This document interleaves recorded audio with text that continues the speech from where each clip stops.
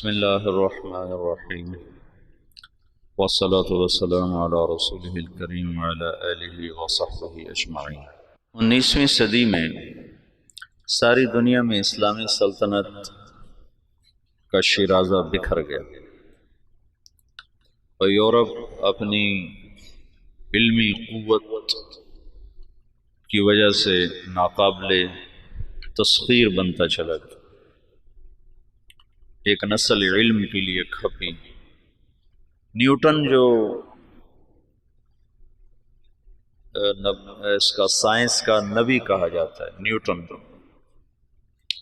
وہ اپنی چارپائی پر ایسے سیدھا پڑا رہتا تھا، کروٹ بدلے بغیر 18 گھنٹے ایسے پڑا۔ میرے ابھی آپریشن میں اس ٹانگ کو ہلانا نہیں تھا تو میں عاجز ہو گیا تھا۔ چند گھنٹے کے بعد میں کہوں سے کوئی حرکت دو، میں عاجز آ گیا۔ وہ میری ٹانگ پکڑ کے بیٹھے رہے کہ نہیں ہلنے نہیں دینا، ہلنے نہیں دینا۔ اور نیوٹن 18 گھنٹے ایسے بے حس و حرکت ایسے پڑا، پھر ایک دم اٹھتا تھا، سامنے میز، کرسی، قلم، کاغذ، تو تیزی میں کرسی پر بیٹھنے کی بجائے میز کے اوپر ایسے جھک جاتا تھا اور قلم اٹھا کے ایسے لکھنا شروع کرتا، اور یہ 12 گھنٹے ایسے لکھتا جاتا تھا، 12 گھنٹے۔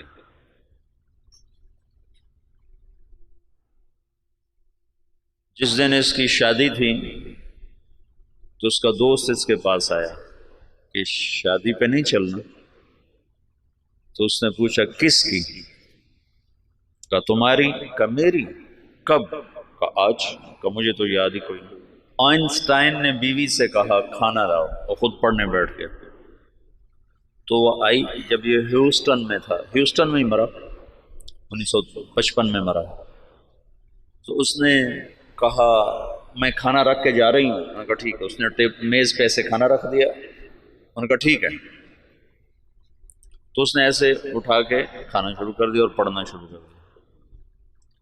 تھوڑی دیر کے بعد اس کی بیگم آئی تو اس نے دیکھا کھانا ویسے پڑا ہوا ہے۔ میں نے کہا تو نے کھانا نہیں کھایا؟ کہا میں نے کھا لیا۔ کہا کب کھایا؟ کہا ابھی کھایا۔ کہا دیکھو یہ سارا ویسے ہی پڑا ہے۔ اس نے دیکھا تو سارے کا سارا ویسے ہی پڑا ہوا۔ تو اس نے کیا کھایا تھا؟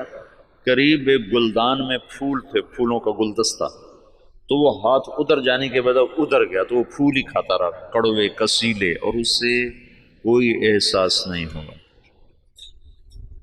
تو کتاب کھول چکا تھا۔ اس طرح اللہ نے ان کو علم دیا۔ اور مسلمان یقیناً زوال کا شکار تھے، بڑھاپا تھا، تو جو خلافت عثمانیہ تھی وہ دم توڑ چکی تھی۔ 1914 میں پہلی جنگ عظیم ہوئی جس میں ترکی نے جرمن کا ساتھ دیا۔ 1918 میں وہ بری طرح شکست پر ختم ہوئی۔ ہندوستان میں انگریز 1857 میں پوری طرح غالب آ گئے۔ رنجیت سنگھ کی حکومت تھی، انہوں نے اس کو نہیں چھیڑا۔ جب رنجیت سنگھ کے مرنے کے بعد وہ کوئی 1890 کے قریب مرا ہے، تو انہوں نے، یا اس سے پہلے کچھ، مجھے سن پورا یاد نہیں، تو انہوں نے اس کا جو بیٹا تھا کھڑک سنگھ وہ بنا، وہ بہت شراب پیتا تھا، تو شراب پیتے پیتے ہی مر گیا، اور اس میں وہ بیدار مغزی نہیں تھی رنجیت سنگھ والی۔ پھر دلیپ سنگھ تھا اس کے بعد چھوٹا سا، جب وہ حکمران بنا تو انگریزوں نے اس وقت پھر پنجاب پہ قبضہ کیا، پھر سندھ بھی ان کے قبضے میں چلے گئے۔ تو یہاں ایک مستحکم برطانوی راج تھا۔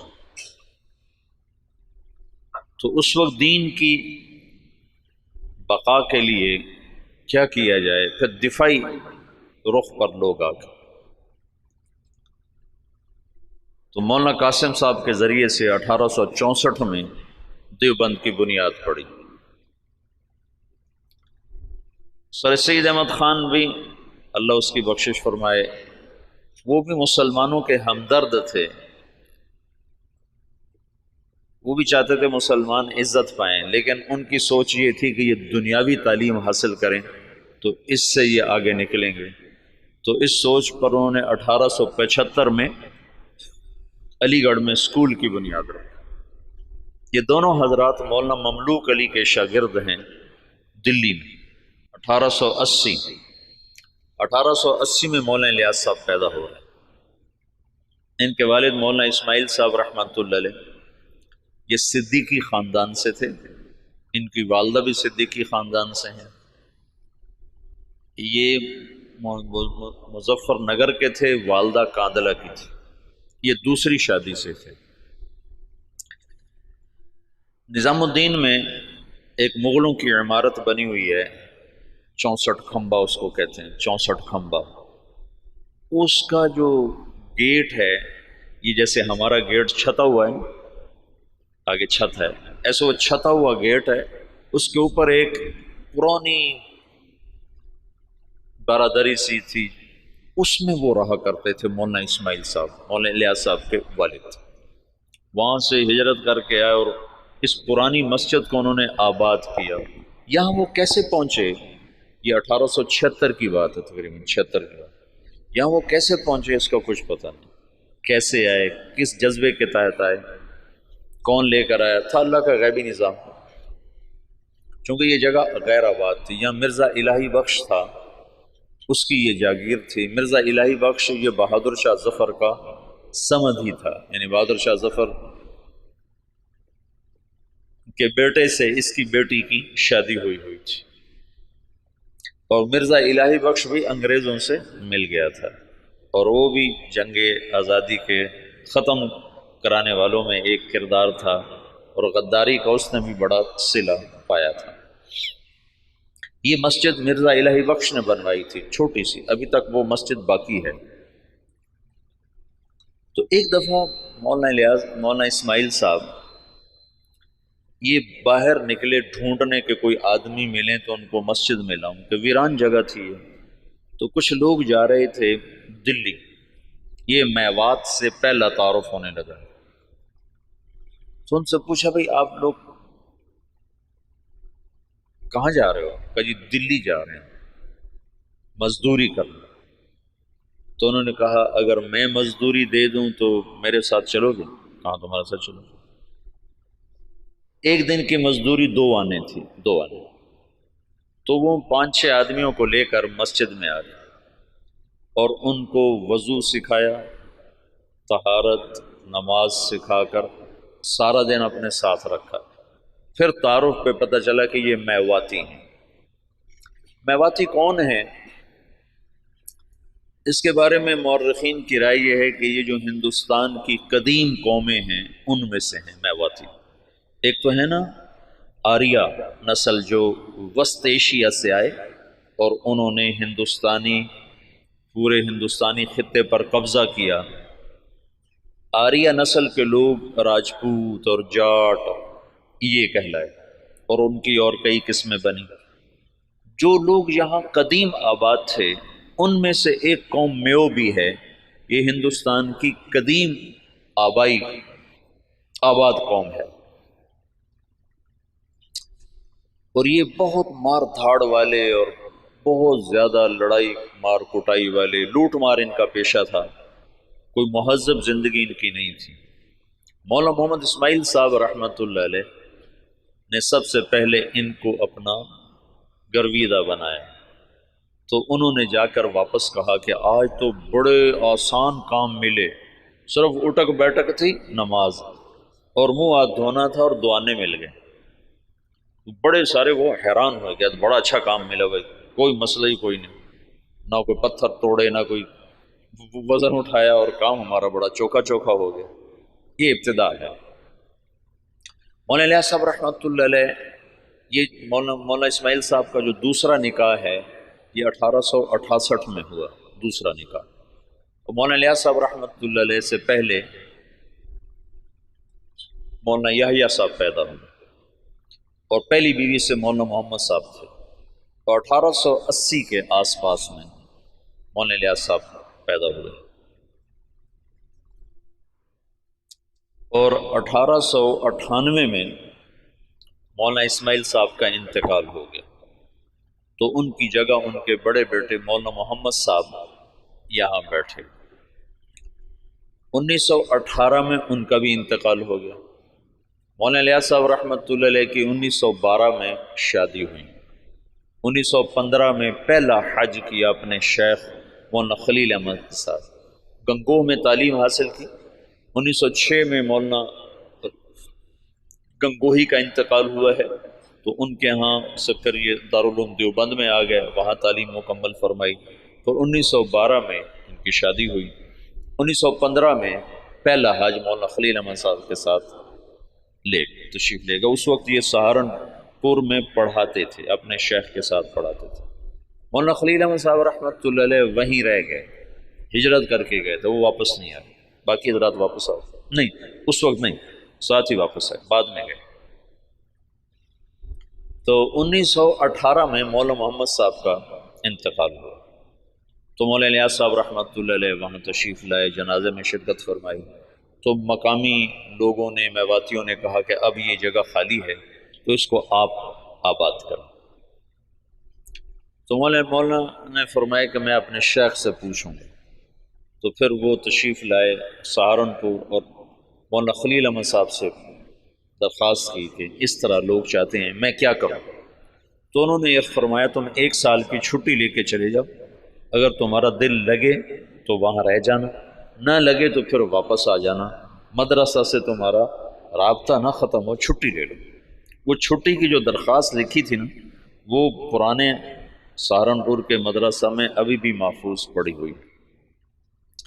1918 میں مولانا الیاس صاحب تشریف لائے نظام الدین۔ ابھی تبلیغ نام کی کوئی شے ان کے ذہن پر کوئی نہیں۔ 1918 میں شدھی کی تحریک چل پڑی۔ شدھی کیا تھی کہ ہندوؤں نے یہ تحریک چلائی کہ مسلمانوں کو ہندو بناؤ، اور بنیاد انہوں نے یہ اٹھائی کہ مسلمان تو باہر سے آئے، ہم تم ایک قوم ہیں، اوپر جا کر ہم سب کے رشتے ایک ہیں۔ تو یہ باہر سے مسلمان کون تھے جنہوں نے آ کر ہمارا مذہب بگاڑ دیا، لہٰذا ہم سب کو ایک ہونا چاہیے۔ یہ تحریک بڑے زور سے چلی۔ تو مولانا الیاس صاحب رحمۃ اللہ علیہ اس پر بڑے پریشان ہوئے کہ اس کا میں کیا حل کروں۔ تو انہوں نے جاتے ہی میوات میں مدارس کی بہتات، چھوٹے چھوٹے مکتب، اور اس میں اپنا سب کچھ لگایا، بیوی کا زیور بھی لگا دیا، سینکڑوں چھوٹے چھوٹے مکتب میوات میں کھولے۔ ایک دفعہ میوات میں گئے ہوئے تھے مریدوں کے پاس، تو ایک نوجوان آیا، ہاتھ میں کڑا، بڑی بڑی مونچھیں، داڑھی صاف۔ کسی نے کہا یہ آپ کے مدرسے سے فارغ التحصیل حافظ قرآن ہے۔ کہنے کہ حافظ، اس کا یہ حلیہ کیوں ہے؟ کہ یہ ماحول کی وجہ سے۔ تو یہ پہلی چوٹ لگی اور دل میں خیال آیا، جب تک تمام طبقات میں دین نہیں آتا تو چند طبقوں میں دین کا لانا یا چند طبقات میں دین کا آنا یہ نہ کافی ہے، نہ یہ ذریعہ نجات ہے، پوری امت کا مسئلہ ہے۔ تو مدرسوں سے ایک دم دل بجھ گیا، دل ہٹ گیا، بند نہیں کیے لیکن طبیعت بند ہو گئی، دل ہٹ گیا۔ اور واعظین اس زمانے میں شدھی کی تحریک کے ٹکر میں علماء نے وعاظ کو بھیجنا شروع کیا تھا کہ مختلف شہروں میں جا کر، دیہاتوں میں جا کر تبلیغ کرو۔ تو مولانا الیاس صاحب نے بھی اپنے واعظ بھیجنے شروع کیے، لیکن وہ جاتے تھے جہاں تک سڑک ہوتی تھی، جہاں سڑک نہیں ہوتی تھی وہاں نہیں جاتے تھے، یا جہاں کوئی آسائش نہیں ہوتی تھی وہاں نہیں جاتے تھے۔ پھر طبیعت اس سے بھی ہٹ گئی، پھر خانقاہی سلسلہ شروع کیا، اور نظام الدین میں بیعت کا سلسلہ، اس سے پہلے بیعت نہیں فرماتے تھے، پھر بیعت کا سلسلہ شروع۔ تو بہت جلدی مریدوں میں ترقی ہونے لگی، اور مریدوں کا اضافہ بھی، اور مریدوں کے تزکیہ کے حالات بھی بڑے اچھے۔ لیکن کچھ عرصے کے بعد خیال آیا کہ کتنے لوگ میرے مرید ہو جائیں گے، 1,00,000 2 لاکھ، تو عامت الناس کا کیا کروں؟ ابھی اللہ تعالیٰ فطرت خود ہی کرتی ہے لالے کے حنا بندی، پھول کو سرخی کوئی نہیں پہناتا، اللہ ہی اسے سرخ کرتا۔ تو طبیعت ہٹتی گئی، مدرسوں سے ہٹ گئی، خانقاہ سے ہٹ گئی کہ خانقاہ بھی ایک جزئی کام ہے، مدرسہ بھی ایک جزئی کام ہے، اور واعظ تقریر بھی ایک، پیسے دو تو جاتے ہیں، پیسے نہ دو تو جاتے نہیں۔ تو بے قراری بڑھتی گئی اور کوئی حل نظر نہیں آیا۔ تو 1926 میں، اس سے قبل مولانا خلیل صاحب وہ ہجرت کر کے اور تشریف لے گئے، مدینہ منتقل ہو گئے تھے۔ تو 1926 میں حج پہ تشریف لے گئے، ہجرت کی نیت کر کے کہ میں اب واپس نہیں آؤں گا، وہیں رہوں گا۔ 1925 میں گئے تو 1926 میں واپس آئے۔ یہ نیت کر لی تھی کہ اب میں واپس نہیں آؤں گا، ادھر ہی رہوں گا۔ جب یہ مکہ پہنچے تو ان کو خواب میں اللہ کے رسول کی زیارت ہوئی۔ تو انہوں نے پوچھا یا رسول اللہ، میں امت کی بہتری کے لیے کیا کروں، امت کی ہدایت کے لیے کیا کروں؟ تو اللہ کے رسول نے فرمایا جیسے میں نے مکے میں کام کیا تھا تم ویسے کام کرو۔ انہوں نے آگے عرض کی مجھے تو پتہ نہیں مکے میں آپ نے کیسے کام کیا تھا۔ تو اللہ کے نبی نے فرمایا مکی صورتوں میں غور کرو، اللہ تمہیں سکھائے گا۔ یہ مکہ میں ہے۔ پھر مدینہ پہنچے تو وہاں پھر اللہ کے رسول کی زیارت، تو آپ نے ارشاد فرمایا اللہ تم سے کام لے گا، تم واپس جاؤ، واپس اور میرے پاس آؤ۔ تو انہوں نے مولانا خلیل احمد صاحب سے یہ خواب ذکر کیا، وہ وہیں منتقل ہو گئے تھے۔ انہوں نے حضرت مدنی رحمت اللہ علیہ کو، مدنی کیوں کہتے ہیں، حسین احمد مدنی، یہ اپنے والد، ان کے والد اپنے پورے خاندان سمیت مدینہ ہجرت کر گئے تھے، پھر ان کا سارا خاندان مدینے میں آباد رہا، یہ بھی مدینہ میں رہے، پھر ہندوستان کے حالات کو دیکھ کر دوبارہ واپس آ گئے تھے اور یہ کہا تھا کہ میں مسلمانوں کو تنہا نہیں چھوڑ سکتا، میں مدینے میں رہوں اور مسلمان مشقت میں ہوں۔ تو مدینے کا قیام قربان کیا تھا اور واپس تشریف لے آئے ہندوستان۔ یہاں اللہ نے ان سے بہت بڑا کام لیا، تو اس لیے ان کو مدنی کہتے ہیں۔ تو ان کے بھائی تھے سید احمد، وہ وہاں پہلے انہوں نے اتنا فقر دیکھا کہ حضرت مدنی فرماتے ہیں میرے والد سبزی منڈی جاتے تھے شام کو، تو جو سبزی وہاں گلی ہوئی سڑی ہوئی لوگ پھینک کے چلے جاتے تھے نا، وہ اٹھا کے لاتے تھے، پھر اس کو صاف کر کے خالی ابال کے ہم کھاتے تھے کہ اس میں نمک مرچ ڈالنے کا بھی سکت نہیں تھی۔ اس طرح شروع کے دن تھے۔ لیکن سید احمد کو اللہ نے صلاحیتیں دیں، انہوں نے شاہ عبدالعزیز سے پتہ نہیں کیسے تعلق بنایا، وہ الگ داستان ہے۔ ان کے بیٹے سید حبیب نے اس سے بھی آگے، اب ان کی نسل وہاں اربوں پتی، بڑے بڑے ان کے محل ہیں، یہ تمہارے حسنین کو 4 گنا کریں تو تب ان کا محل بنتا ہے، اس سے بھی 4 گنا بڑی 4 دیواری ہے جس میں وہ رہ رہے ہیں، احد کے قریب ان کے محلات ہیں۔ تو انہوں نے سید احمد سے ذکر کیا، تو انہوں نے جو مسجد نبوی کے اس وقت منتظم تھے ناظم اعلیٰ، ان سے ذکر کیا۔ تو انہوں نے عشاء کے بعد جب مسجد بند کر دی تو مولانا الیاس صاحب کو بلا کر جالی کا دروازہ کھول کے اندر بھیج دی، تو اندر جالی اور روزے کے درمیان کوئی چاروں طرف دیوار ہے، دروازہ کوئی نہیں۔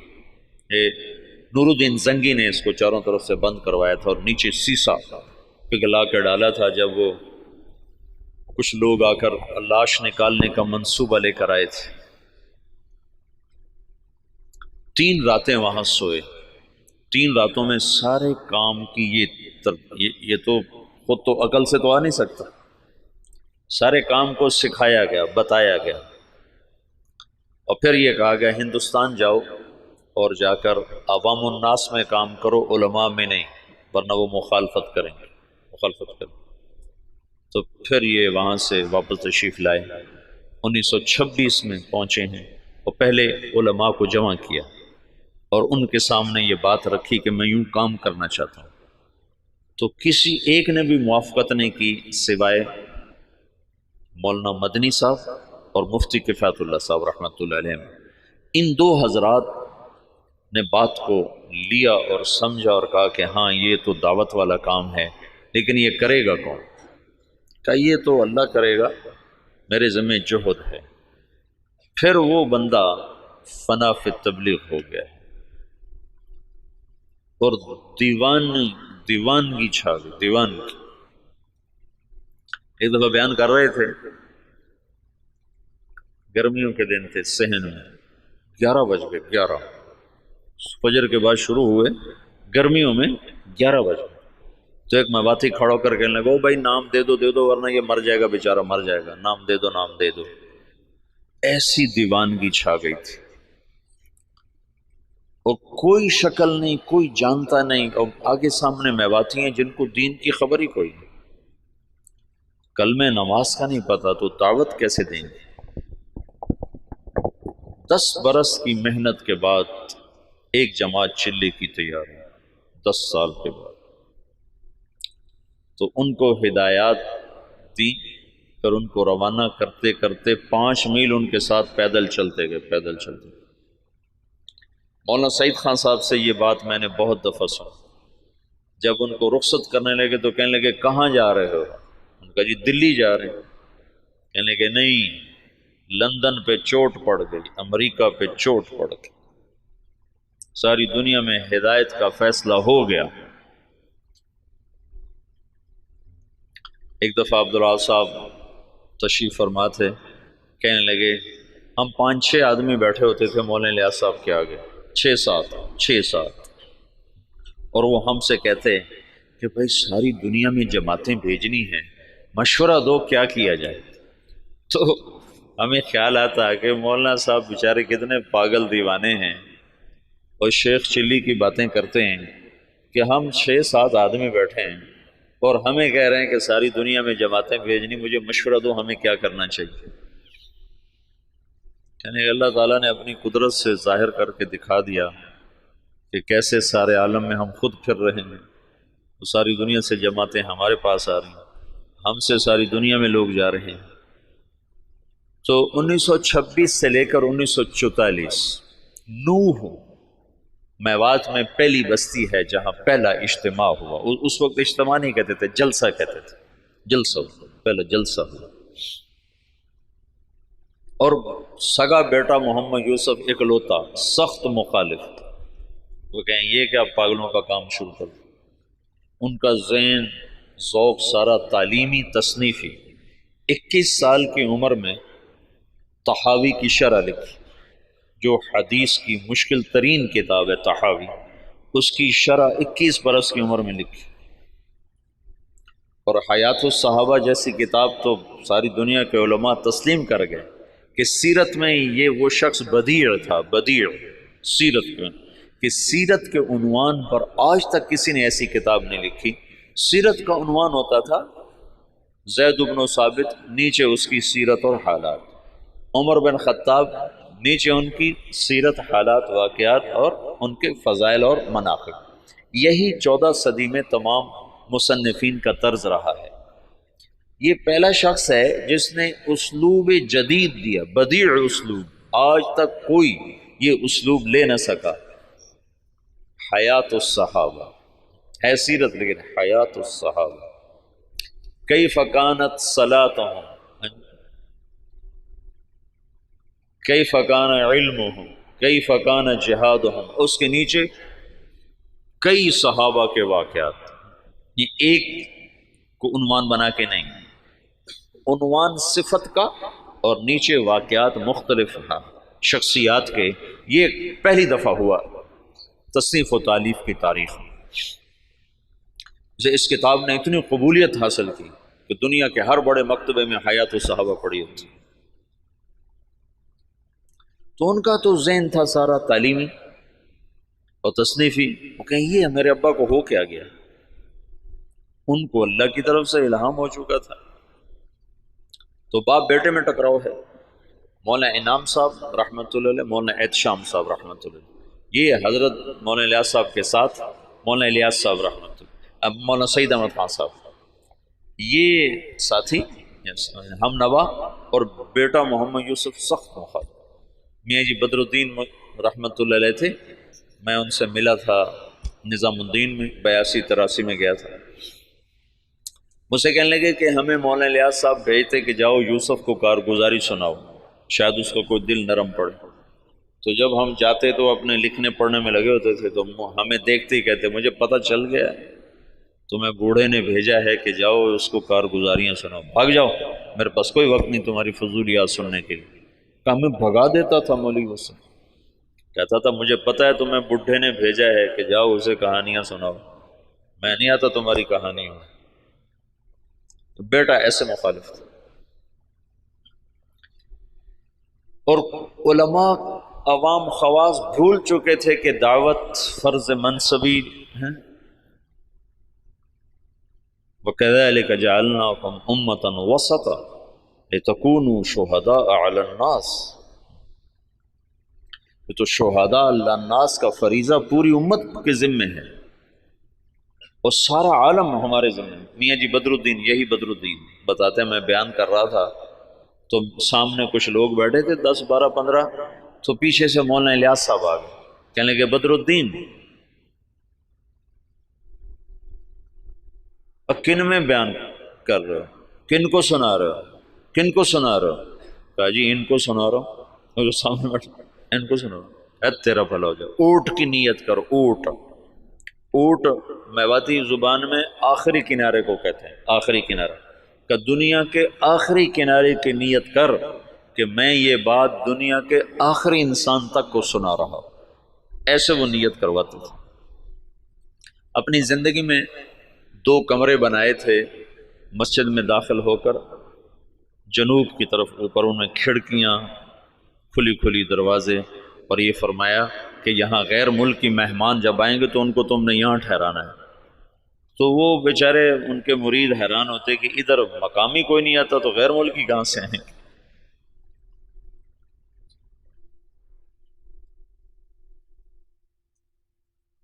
میاں جی دین محمد تھے جو حضرت مولانا الیاس صاحب کے ابتدائی خدام میں تھے، اور جو جماعت مولانا الیاس صاحب نے حضرت تھانوی کے خانقاہ تھانہ بھون بھیجی تھی اس میں وہ اس جماعت میں ان کی تشکیل تھی.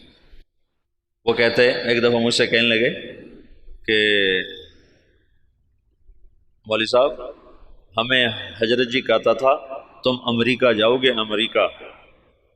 تو ہم تو اتنے سیدھے سادے دیہاتی تھے کہ ہم یوں سمجھتے تھے امریکہ دلی سے آگے کسی شہر کا نام ہے، دلی سے آگے کسی شہر کا نام ہے جو ہمیں کہتا ہے کہ تم امریکہ جاؤ گے. یہ تمہیں بعد میں پتہ چلا وہ تو دنیا ہی اور ہے جہاں وہ کہتا تو تم جاؤ گے. تو جہاز کچھ نہ کچھ اس زمانے میں چل گئے تھے، تو کبھی اوپر سے کوئی جہاز گزرتا تو اس کو میواتی میں کہتے تھے اڑن کھٹولا. تو مولانا الیاس صاحب کہتے ہیں ان اڑن کھٹولوں میں تم تبلیغ کرنے جاؤ گے. تو ہم تو گدھوں پہ سوار ہونے والے تھے. ہم کہیں مولوی الیاس ہمارا مذاق اڑاتا ہے کہ ہم تو گدھوں پہ سوار ہونے والے، ہم اڑن کھٹولوں میں کہاں بیٹھیں گے. تو اللہ نے ان کو اڑن کھٹولوں میں بٹھایا. تو ابتدائی ادھر 1926 میں 1918 میں مولانا الیاس صاحب آ کر بیٹھے ہیں نظام الدین، اور 1918 میں برطانوی فوجیں مشرق وسطیٰ میں داخل ہوئی ہیں، اور 1919 میں شام فتح ہوا ہے. فرانسیسی فوجوں نے شام کو فتح کیا اور شام کو 3 حصوں میں تقسیم کر دیا. ایک کا نام سوریہ رکھا، ایک کا نام لبنان رکھا، اور ایک کا نام اردن کر دیا، اور شام کو 3 حصوں میں تقسیم کر دیا.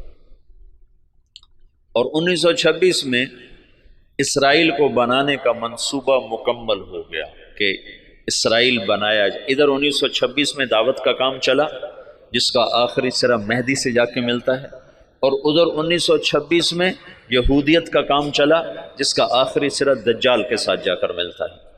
یہ آپس میں یہ تانے بانے میرے اپنے بنائے ہوئے ہیں، میں سنے نہیں ہیں، لیکن جو کچھ پڑھا ہے اس کے مطابق میں ایک ترتیب ذہن میں آئی کہ ادھر دعوت کا کام بھی ہدایت پر ختم ہو گیا. 1964 میں پہلی جماعت گئی یوگنڈا. 1964 4 آدمی، اس میں ایک ابھی بھی زندہ ہیں، عبدالرشید صورتی صاحب جو کراچی کے امیر ہیں۔ تو کہنے لگے وہاں ایک بہت بڑے شیخ تھے، ان کی ہم گئے ملاقات کے لیے، تو ان کا بہت بڑا ہال کمرہ تھا، وہ مریدوں سے بھرا ہوا، اور ایسے مراقبے میں بیٹھے تھے، ایسے بالکل گردن ایسے جھکائی ہوئی تھی۔ ہم 4 آدمی کمرے میں داخل ہوئے، اور یہ پہلی جماعت ہے، آج تک کوئی کسی کو پتہ ہی نہیں کہ تبلیغی جماعت پاکستان میں کوئی نہیں جانتا تھا 1964 میں، باہر کون جانتا، اور یوگنڈا۔ تو جو ہی ہم اندر داخل ہوئے تو انہیں ایک دم سر اٹھایا، کہا مرحباً بجیش المہدی، مرحباً بجیش المہدی، مرحباً بجیش المہدی، 3 دفعہ انہوں نے اس کو دہرایا، اور ہمارا بڑا زبردست اکرام کیا۔ تو دعوت کی انتہا وہاں جاتی ہے، اور یہودیت کی انتہا دجال تک جاتی ہے۔ یہ دونوں طاقتیں جب ٹکرائیں گی تو اللہ دجالی فتنے کو ختم فرمائے گا، اور ایمان والوں کو اللہ تعالیٰ عزت اور بلندی عطا فرمائے گا۔ یہ دونوں ایک وقت میں شروع ہوئے۔ 1926 میں جب ان کا اقتدار مستحکم ہو گیا تو انہوں نے یہ طے کیا کہ یہودیوں کو دوبارہ لا کے آباد کیا جائے، اور یہاں ایک اسرائیلی یہودی ریاست بنائی جائے۔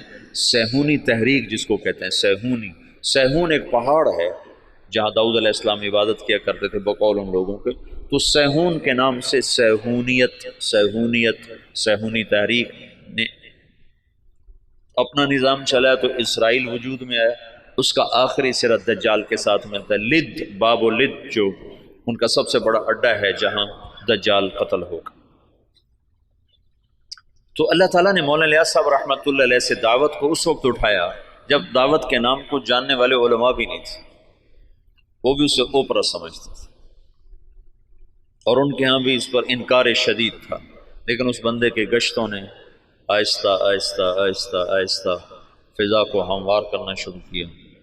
پھر مولانا الیاس صاحب نے بڑے بڑے علماء کو بلایا کہ اب آپ کے میوات کا دورہ کرو، تو انہوں نے میوات میں دیکھا زندگی کو بدلا ہوا، حالات کو پلٹا کھایا ہوا، تو کچھ اعتراف زبانوں پہ آنے لگا۔ 1944 میں جب دنیا سے جا رہے تھے تو میوات میں صرف میوات میں بہت اچھی فضا کام کی پیدا ہو چکی تھی، اور کچھ دہلی شہر میں۔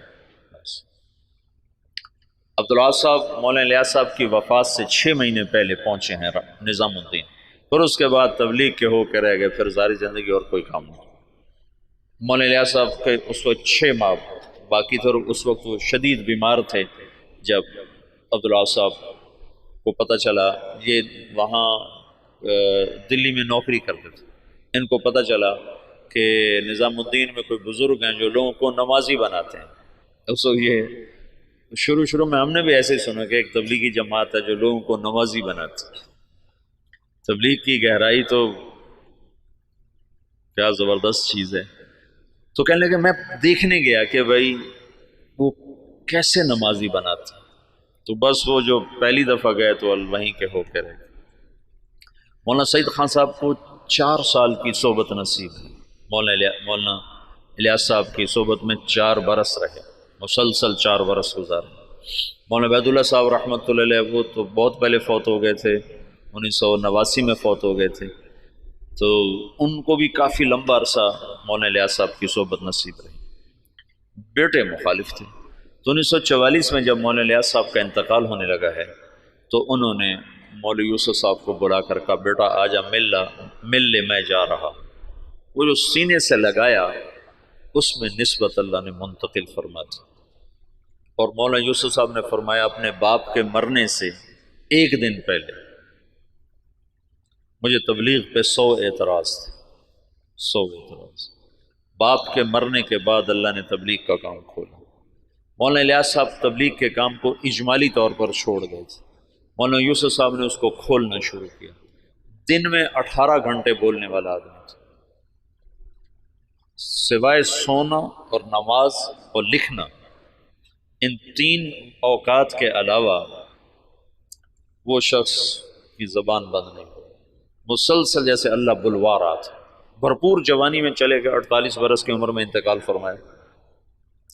وہ 27 سال کی عمر میں امیر بنے، بالکل نوجوان بلکہ بچے۔ اور مولانا سعید خان صاحب رحمۃ اللہ فرمانے لگے مولوی یوسف ہمارے ساتھ اٹھتا بیٹھتا کھیلتا تھا، لیکن جب وہ امیر بنا تو آہستہ آہستہ اس کا روب ہمارے اوپر چھاتا چلا اور اپنی جہد اور قربانی سے ان کی ہیبت ہمارے دلوں پہ قائم ہو گئی۔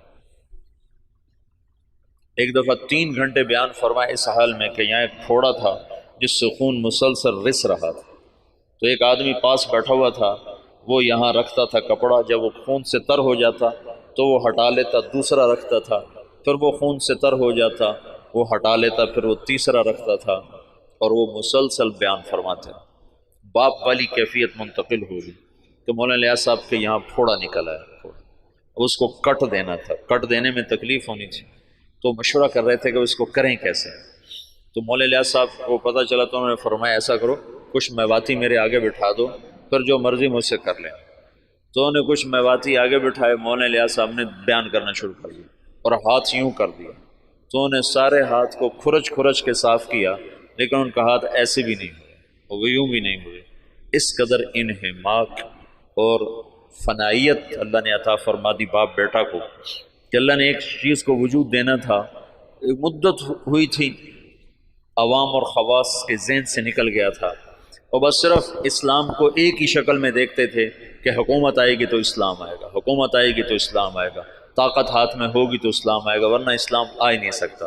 اور انقلاب کا مطلب صرف حکومت کی تبدیلی کو لے لیا تھا۔ بعض الفاظ ایسے ہیں جو اپنے اصل معنی سے نکل کر مجاز میں اتنے استعمال ہوئے ہیں کہ اصل معنی ویسے ہی ختم ہو کے رہ گیا۔ ان میں سے ایک انقلاب بھی ہے۔ انقلاب تو قلب سے ہے، قلب پر الف نون لگ کر باب انفعال بنا ہے۔ انقلاب ہے پلٹ جانا، دل کا پلٹ جانا۔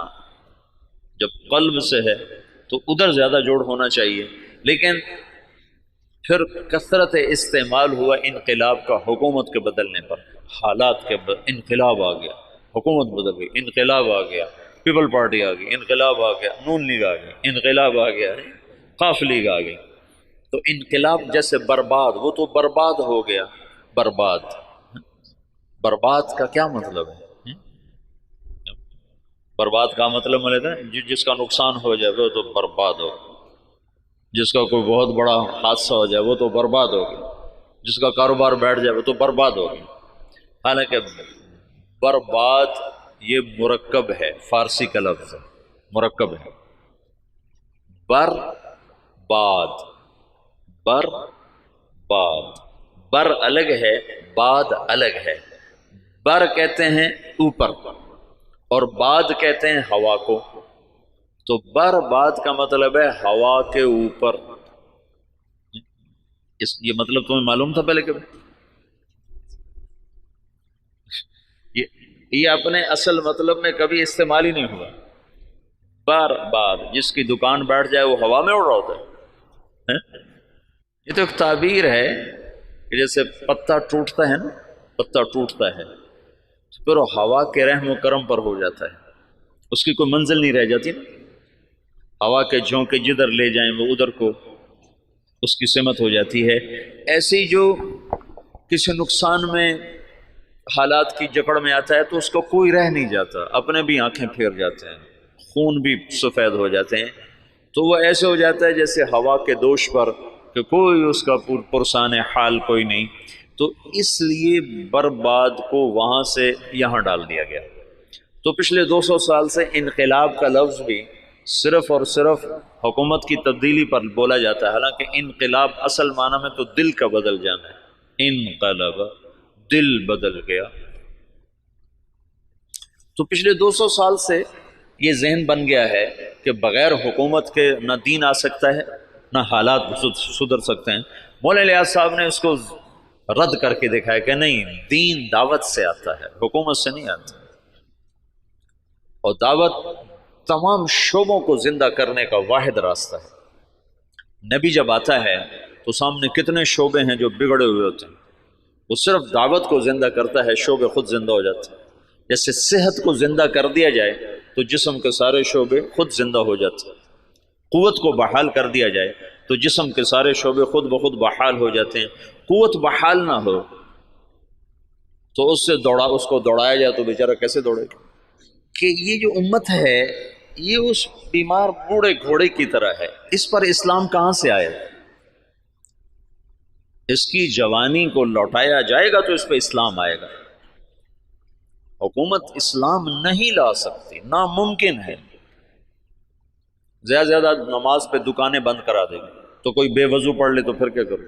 میرے اپنے اسکول کا واقعہ نہیں تو میں سناتا ہوں، جب میں سینٹرل ماڈل اسکول میں تھا تو خود میں نے بے وضو نمازیں پڑھی۔ طالب صاحب، سردیوں کا زمانہ، وضو کیڑا کرے، اللہ اکبر، طالب صاحب کی نماز، تو وہ عشاء کی نماز ہو رہی تھی اور میرے کمرے، میرے برابر میں اس کا بستر تھا، جاوید نذیر اس لڑکے کا نام تھا، یہ مرید کے اچھے زمیندار گھر کا تھا۔ تو اس میرے پاس آ کر کھڑا ہوا اور اس نے آ کر 4 رکعت نماز عشاء کی نیت باندھی، 4 رکعت نماز عشاء واسطے طالب حسین دے، اللہ اکبر۔ حکومت ایسا اسلام لائے گی واسطے طالب حسین دے، جو ایسی نماز پڑھے گا وہ تو کافر ہو جائے گا، نہ پڑھے تو اس سے تو کافر نہیں ہوتا نا، لیکن اگر ایسا کرے گا تو اسلام سے نکل جائے گا۔ قوت کبھی، اس لیے تو کبھی نبی کو طاقت دے کے نہیں بھیجا گیا، بعد میں طاقت آئی اللہ،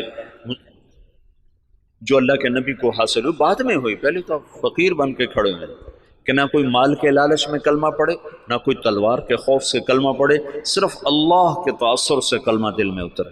تو چونکہ اسلام نے ایک عروج دیکھا تھا، تو جو ہمارے قائدین تھے وہ اس عروج کو تصور میں لے کر اعادہ عروج کی جہد کرتے رہے، وہ جو ذوف اسلام تھا اس کو دور کرنے کی کوشش ہی نہیں کی کہ انگریز کیوں آیا۔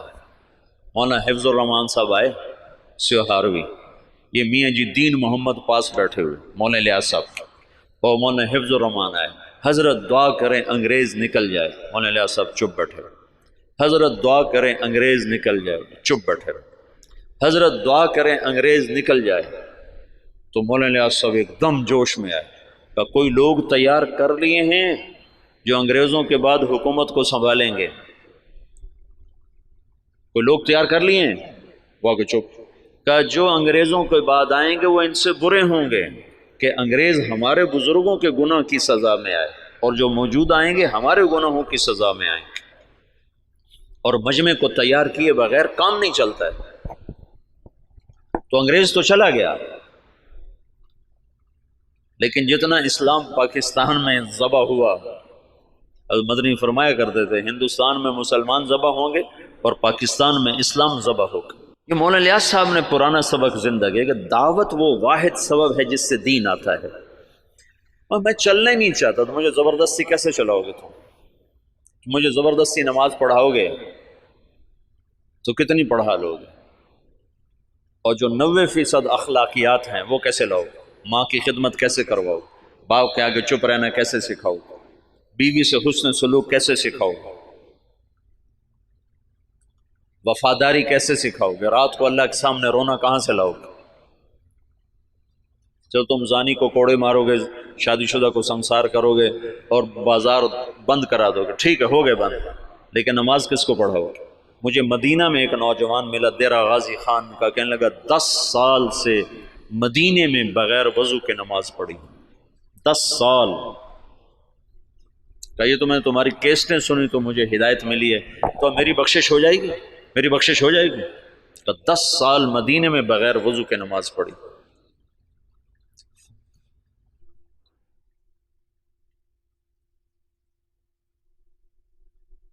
چونکہ اسلام کا سیاسی پس منظر 1000 برس سے زیادہ ہے، تو جب زوال آیا تو قائدین کا ذہن ادھر گیا کہ اس زوال کو دور کیا جائے، زوال دور کیا جائے اور مسلمانوں کو دوبارہ شان و شوکت پہ لایا جائے۔ لیکن اس زوال جس وجہ سے آیا تھا اسے دور کرنے کی کوشش کیے بغیر زوال کیسے دور ہوگا؟ جب 95% لوگ بے نمازی ہوں زوال کیسے دور ہوگا؟ جب 100% لوگ بد اخلاق ہوں، ماؤں سے بدتمیز ہوں، باپ کا گریبان پکڑیں، ترازو میں ناپ تول میں کمی کریں، خود جوئے کے اڈے چلائیں، زنا کے اڈے چلائیں، نشے کے اڈے چلائیں، تو ان میں کیسے دین کون لائے گا؟ تو جب اندر ایمان اترتا ہے تو پھر سارے شعبے زندہ ہو جاتے ہیں۔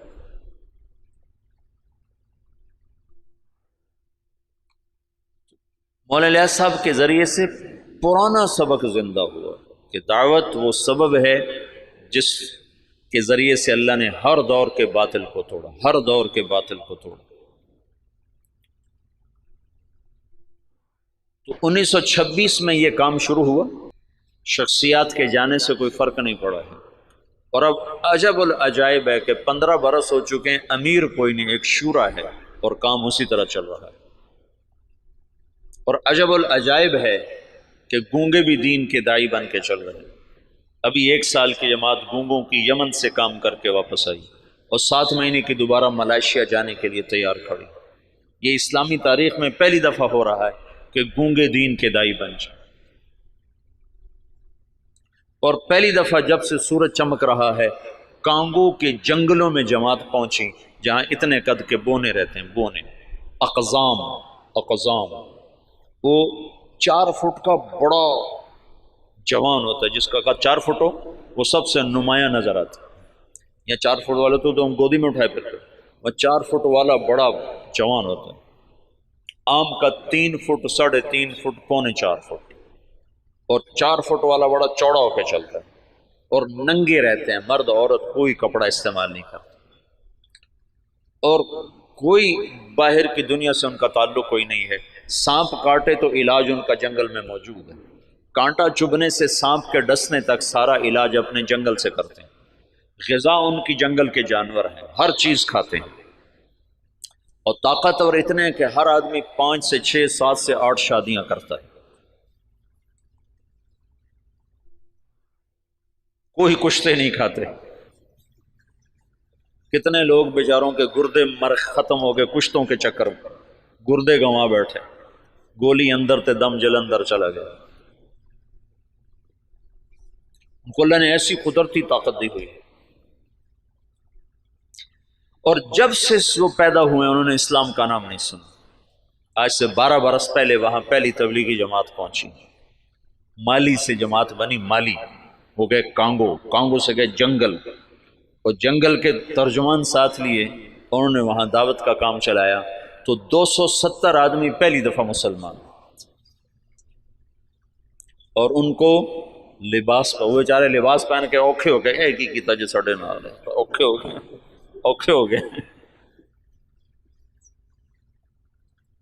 ان میں ایک ان کا سردار، وہ حج کرنے کے لیے آج سے کوئی 8-9 سال پہلے حج کے لیے، تو کچھ علماء تھے جو تبلیغ کے بڑے مخالف تھے، تو ایک ہمارے دوست ہیں حسن کیمرونی، یہ حسن کیمرون کے کیمرون سے جماعت گئی، مالی نہیں، کیمرون سے جماعت گئی تھی۔ تو حسن کیمرونی ہے، وہ مدینہ میں پڑھے ہیں، پھر ریاض سے PhD کی ہے، بڑا فاضل آدمی ہے، وہیں رہتا ہے۔ تو اس نے مجھے یہ سارے حالات سنائے، وہ خود بھی اس میں شریک تھا، تو وہ اس بونے کو لے کر گئے ان علماء سے، تو ان کا تبلیغ والے یہ کرتے ہیں، تبلیغ والے یہ کرتے ہیں، یہ کرتے ہیں، یہ کرتے ہیں۔ ان کا یہ سب کچھ جو کرتے ہیں بالکل صحیح ہے، ان پر یہ سارے اعتراض ٹھیک ہیں، پر اس بونے کی کارگزاری سن لو کہ تبلیغ والے یہ بھی کرتے ہیں۔ جب انہوں نے سنے حالات تو وہ سارے رونے لگے اور کہنے لگے تبلیغ حق ہے، ہم نفس پرستی کا شکار، اور اب ان کی تعداد تقریباً کوئی 5000 کے قریب ہو چکی ہے، وہ 270 سے اب 5000 تک پہنچ چکے ہیں۔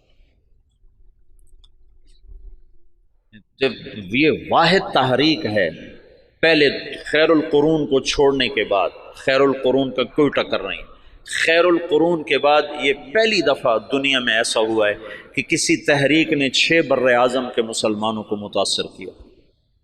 اس سے بڑی تحریک آج تک نہیں اٹھی، نہ اتنی شخصیتیں بہت بھاری بھاری اٹھ ہیں، ان کے سامنے مولانا الیاس صاحب کی شخصیت کوئی بڑی نہیں ہے، لیکن جو کام مولانا الیاس سے اللہ نے لیا ہے، یہ خیر القرون کے بعد کوئی ایسا کام نہیں کر سکتا جس میں اتنی وسعت ہو کہ وہ فیجی مشرق میں آخری کنارہ اور ہوائی مغرب میں آخری کنارہ، اور دونوں طرف سے لوگ سمٹ کے رائے میں پہنچ کے دین سیکھ رہے ہیں، یہ پہلی دفعہ دنیا میں ہے۔ ایک تو گونگے ہیں، چلو گونگا تو صبر کرتا، اسے آتا کچھ نہیں۔ مجھے کتنے لوگ ملے افریقہ سے آئے، 4 مہینے لگا رہے ہیں، اور ایک وہاں سے آیا ارجنٹائن سے 4 مہینے لگا رہا تھا، وہ اسپینش جانتا تھا، اور ہمارے پاس کوئی ترجمان نہیں تھا اسپینش زبان کا، پورے 4 مہینے بغیر ترجمان کے گزار کے چلا گیا۔ تم 4 دن گزار کے دکھا دو مولوی صاحبان، 5ویں دن تم نظر ہی نہیں آؤ گے۔ 4 مہینے ایک لفظ نہیں سمجھا۔ میں نے ایک سے پوچھا، میں نے کہا تمہیں کیا فائدہ ہوتا ہے، تم سمجھ تو کچھ آتا نہیں؟ تو اس نے کہا ادھر اثر ہوتا ہے، ادھر اثر ہوتا ہے۔ تو میں یہ چاہتا ہوں تم تبلیغ میں بصیرت کے ساتھ چلو، میں یہ چاہتا ہوں تبلیغ کی عظمت تمہارے دل میں ہو۔ تھوڑی سی زندگی ہے، پتہ نہیں کب شام ہو جائے۔ میں تو موت کا ایک جھٹکا کھا چکا ہوں، دیکھ چکا ہوں کہ کتنی ناپائیدار زندگی ہے اور کتنی بے ثبات یہ دنیا ہے، اور کتنا دھوکے کا یہ جہان ہے کہ پتہ بھی نہیں چلتا اور وہ گئے۔ تو تھوڑی زندگی میں وہ کام کرو جس کا نفع تمہیں زیادہ ملے، جس کی واپسی تمہیں زیادہ ملے۔ تو تبلیغ کے سوا اس وقت کوئی میدان عمل میں ایسا عمل نہیں جس میں لگنے سے تم سارے عالم پر اثر انداز ہو جاؤ، ساری دنیا کے انسانوں تک تمہاری محنت کا اثر پہنچو۔ جبوتی جیسے غریب ملک میں آگے بھی اس سے بھی غریب علاقہ تھا تجرو، جہاں کشتی ڈوبی تھی، اس جنگل میں اجتماع ہوا، 3-4 ہزار کا مجمع جنگل میں جمع تھا۔ یا کتنے بڑے بڑے اشتہار لگتے ہیں، 300-400 سے زیادہ آدمی اکٹھا نہیں ہوتے۔ اور وہ جنگل، وہ ایک نکر اور ایک بنیان، یہ ان کا لباس تھا۔ 24 گھنٹے میں ایک وقت کھانا کھاتے۔ یہ جماعتیں جب جاتی ہیں نا تو ان کو دیکھ کے بڑے حیران، اچھا تم سارا دن کھاتے ہو، دن میں 3 دفعہ کھاتے ہو، 3 دفعہ کھاتے ہو؟ ان کو حیران ہو کر کہتے ہیں اتنا کھاتے ہو تم، بیمار نہیں ہوتے؟ بیمار تو ہوئے پڑے۔ غربت انتہا درجہ۔ میں ایسے ساحل سمندر پر تھا، میں ایسے گیا دیکھنے، تو سب کے وہ عصر کے بعد چائے پی رہے ہیں، چائے۔ تو دیکھا وہ کالا کاوا پانی والا بغیر دودھ کے، ٹوٹی ہوئی پیالیاں، ٹوٹی ہوئی پرچیں، یہ ان کی بڑی عیاشی تھی کہ وہ سمندر کے کنارے چائے پی رہے تھے۔ نکر بنیان یہ ان کا لباس۔ وہاں تبلیغ پہنچ گئی، کوئی جانتا نہیں محمد الیاس کون ہے، کوئی جانتا ہی نہیں محمد یوسف کون ہے، انعام الحسن کون ہے، عبد الوہاب کون ہے، محمد سعد کون ہے، لیکن تبلیغ وہ ایسے کر رہے ہیں کہ جیسے رائمنڈ میں ہو رہی، جیسے پاکستان میں ہو رہی۔ خود جبوتی والے ان کی زبان نہیں سمجھتے، وہ اور زبان، پہاڑ کی کوئی جنگلی زبان بولتے۔ تو تبلیغ کے معجزات اب نظر آتے ہیں، نظر، یعنی تبلیغ کی کرامت وہ نہیں جو چھپی ہوئی ہے، نظر آتی ہے۔